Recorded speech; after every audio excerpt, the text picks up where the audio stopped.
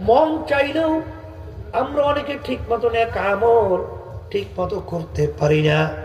মন চাইলে ঈমানকে স্বচ্ছ রাখতে পারি না। এর পিছনে কারণ আছে না? আসতে বলে কি কারণ? আল্লাহ রাব্বুল আলামিন কুরআনুল কারীমের ভিতরে বলেন, আল্লাযী ইউওয়াসউইসু ফি সুদুরিন নাস মিনাল জিন্নাতি ওয়ান নাস। এগুলো পড়েন না পড়েন না? পড়েন তো। শোনেন, আল্লাহ বলেন শত্রু শয়তান। একটা শত্রু কি? আর একটা নফস আম্মারা শত্রু, আর একটা হলো মানুষ শয়তান। কথা হয় না?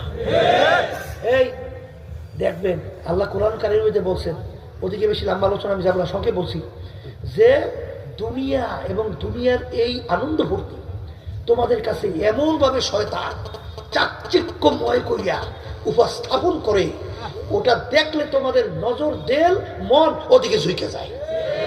কে বলছে?